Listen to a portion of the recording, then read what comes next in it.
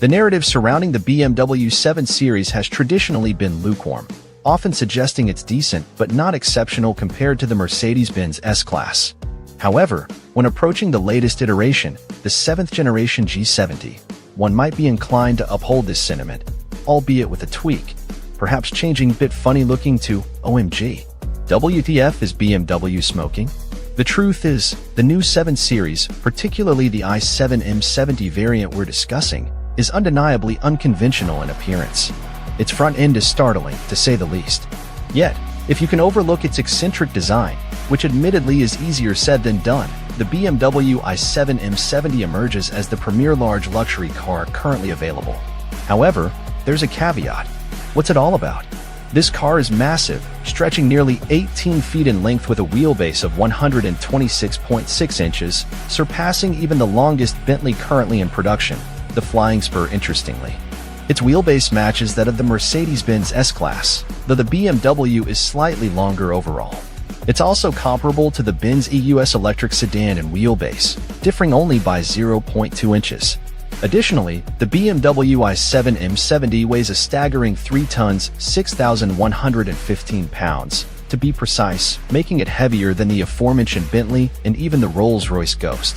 It's essentially weightier than everything that isn't a massive truck or SUV. Even the Mercedes-AMG EQS sedan, its closest competitor on paper, falls short at 5,923 pounds.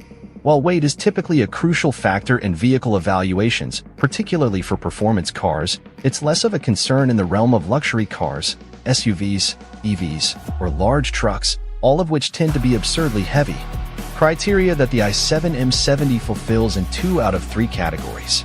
The M70 distinguishes itself from the lesser i7 models, the eDrive 50 and xDrive 60, in several key aspects.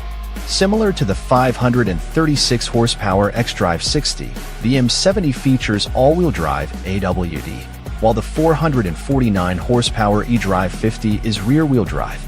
Despite the confusing nomenclature, clearly, naming cars is no easy feat. The eDrive 50 and xDrive 60 share the same rear motor, while the xDrive 60 and M70 share a 255 horsepower front motor. However, the M70 boasts its own larger, more potent, and M-Division-tuned 483 horsepower rear motor. In total, the M70 boasts an impressive 650 combined horsepower. The M70 churns out 749 lb-ft of torque as its standard output, yet it can ramp up to 811 lb-ft in brief 10-second bursts of overboost. To put that in perspective, 811 lb-ft matches the torque output of the now-defunct Bentley Mulsanne Speed. A moment of silence for our fallen friend. Furthermore, BMW claims a maximum EPA-rated range of 291 miles. Though our real-world testing clocks it at 277 miles on the Motor Trend road trip range test, still an impressive 95% of the EPA figure. In terms of sheer acceleration, the i7 M70 doesn't disappoint. While BMW asserts a 0 to 60 miles per hour time of 3.5 seconds, our own test team observed a blistering 3.2-second sprint. That's on par with the agility of some high-performance EVs. For instance, the Rivian R1T pickup truck on off-road tires hits the same mark. But to achieve this in a spacious luxury sedan boasting reclining, massaging rear seats, and a fold-down 34-inch rear entertainment screen is downright remarkable. For comparison, the Bentley Flying Spur Speed, with its 626 horsepower 6.0-liter W12 engine, takes 3.6 seconds to reach 60 miles per hour, while the 750 horsepower AMG EQS achieves it in a mere 3.0 seconds. In the quarter-mile dash, the BMW clocks in at 11.5 seconds at 122.4 miles per hour, slightly ahead of the Bentley's 11.9 seconds at 120.0 miles per hour. Though the AMG EQS clinches victory with an 11.4-second run at 118.1 miles per hour.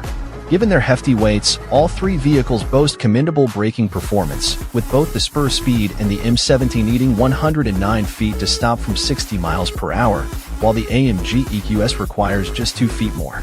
Now, on to handling. On paper and according to our Figure 8 test, both the AMG EQS and the Bentley outshine the M70. Clocking in at 24.2 seconds, they navigate our course with impressive agility, a performance comparable to the likes of the BMW M2 manual and Aston Martin DBX 707, which achieved 24.1 second laps. In contrast, the i7 M70 falls slightly behind, posting a lap time of 24.7 seconds, just 0.2 seconds slower than a Honda Civic Type R. However, it's important to keep these results in perspective. Despite its figure-8 performance, the i7 M70 proves to be a far more engaging driver's car than its lap time would suggest. Subjectivity. Two incidents serve to illustrate this point vividly. The first occurred on the racetrack during filming for an episode of the Motor Trend original head-to-head drag race at the streets of Willow. Here, we pitted the M70 against a stunning pale emerald Bentley Flying Spur Speed. While neither my co-host Jeff Glucker nor I are professional drivers, we boast significant amateur racing experience. I took the wheel of the Bentley while he piloted the BMW. Surprisingly, Jeff clocked a lap time around streets that was nearly 2 seconds quicker than mine, despite forgetting to disable the M70's traction control. While dubbing a race between a $359,000 Bentley and a $195,000 BMW, well, $194,695 to be precise, but who's counting? As representative of the real world might give one pause, the BMW emerged as the clear winner. However, the most pertinent and astonishing, and I must admit, still somewhat surprising, experience occurred during a canyon drive in the i7 M70. Following the closure of a significant section of the renowned Angeles Crest Highway due to last year's Southern California storms, I opted for an alternative route via a road known as Upper Big Tahunga Canyon, a fast, expansive stretch affectionately dubbed 9 Mile by locals. Just as I was about to make the turn onto 9 Mile, a Hockenheim Silver Metallic F87 M2 competition flashed its grille at me, prompting me to yield. Yet, for reasons unknown, I decided to test whether the M70 could keep pace. 9 miles later, I had my answer. It certainly could. Was I pushing the limits? Undoubtedly, but the large BMW handled it with aplomb. Once again, it never skipped a beat. I managed to catch up with the owner, Danny, and inquired about his level of exertion. His response? About 8.5, maybe 9/10. Any faster, and he would have occupied 2 lanes. Furthermore, he shared my incredulity at the fact that such an, admittedly peculiar-looking, behemoth could perform so admirably. So there you have it, a 3-ton Electroluxo barge holding its own against a well-driven sports car on a spirited road. Danny found it hard to believe, and as I stepped out and surveyed the colossal BMW, I couldn't help but share in his disbelief, despite being the one behind the wheel. Anecdotal? Certainly. However, having spent time in both of the aforementioned rivals, the AMG EUS and the opulent Bentley, I can attest that the BMW not only drives better but is also more enjoyable. Why the disparity between our figure-8 times and the real-world driving experience? The figure-8 test is tailored to quantify a vehicle's braking, acceleration, and handling at the limit, not its overall character on the open road. The conclusion.